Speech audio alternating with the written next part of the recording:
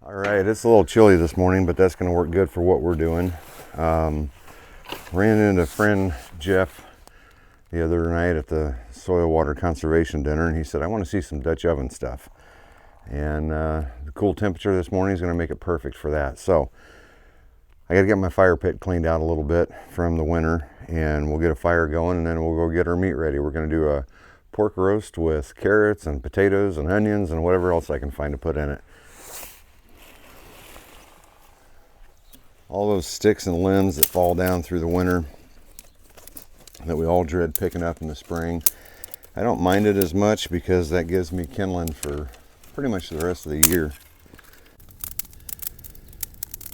Since I'm doing a Dutch oven fire, I'm not real particular on the wood. I just want a good hard wood because the meat's not going to go directly over the smoke or the flames of this fire. We're going to let that burn for a while, get us a good bed of coals. Let's go get our meat ready. All right, let's get our Dutch oven together. So this is a Lodge. It's been in storage for the better part of the winter.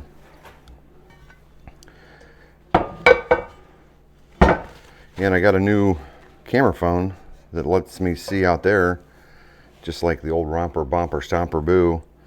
And I can see Jeff, since Jeff requested this video, and because I'm using the Lodge cast iron Dutch ovens, that makes me be able to see Scott and Nikki, N-I-K-K-I.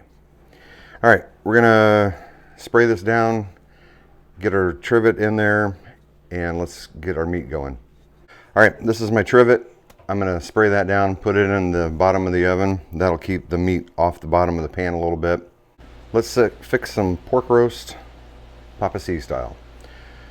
2 little pork loins. I'm going to rub them down a little bit with olive oil, some granulated garlic, black pepper, and Red River seasoning that I get from Kent Rollins, and I get that stuff in a 3-pound bag because I use quite a bit of it. But that's got a lot of salt in it, so I'm not putting any extra salt on there. Let's get her rubbed down and ready to go. And I do my seasoning in a pan because I season like a 3-year-old finger paints. I'll have it everywhere, so that helps me keep it contained. All right, we've got our pork seasoned up. Put that in there, try to get it on top of that trivet as much as possible. And away from the sides as much as possible. Of course, it'll shrink as we go. Throw in some rough chopped onion, pretty big chunks. And then we'll throw in our potatoes, our carrots, and cover the bottom with some chicken broth to give a little moisture for it to start with. Okay, now we're going to throw in our washed potatoes, carrots. Personally, not a big fan of cooked carrots, but I guess other people kind of like those, which is gross. It's looking like I probably should have used a deeper pot. Oh well. It'll work. All right, we're gonna throw in some crushed red pepper, just a little bit, because why not? I was hoping to keep this to the point that it wouldn't touch the lid, but should have used a deeper pot. All right, add enough chicken stock to just kind of give it some moisture at the bottom of the pan so it doesn't burn itself up. Hopefully our fire is about ready. Let's get a lid on it and get it going. We're gonna get this pot hung. This thing weighs a ton now. These are kind of my gas knobs. You want more heat, you use a lower. You want less heat, use a higher one. So we're gonna start at high. How long is this gonna take? I don't have any idea. But we'll get it going, see how it goes, and as I get more coals, I'll probably scoop some coals on top to get it going that way. We'll check back on it whenever it starts smelling like it's cooking. Ooh, It does smell good already. All right, we'll take a look. It's been on there, I don't know, maybe about an hour. Let's see how it's looking. Oh, yeah. Smelling good. Plenty of moisture. I'm terrible about timing, but we'll put it back on there until it's done. Another hour. All right, we got some coals on the top of it now. Cook it from the top and the bottom just like an oven.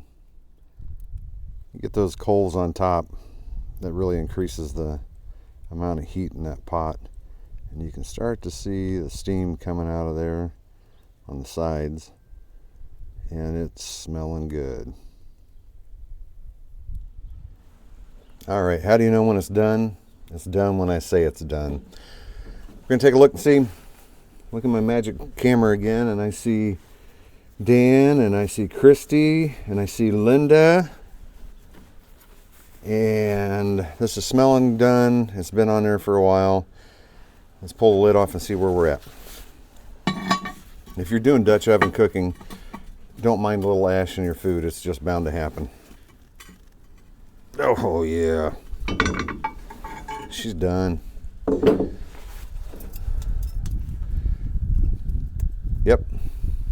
Yep. And I don't typically use a temperature gauge, but for you freaks out there that think you need to take the temperature of it to make sure it's done, she done. Oh yeah, look at that. Time for a little Papa C taste test. That'll work. All right, we're gonna put the, ooh man, that's good. I'm gonna put the lid back on it and let her rest until it's time to eat.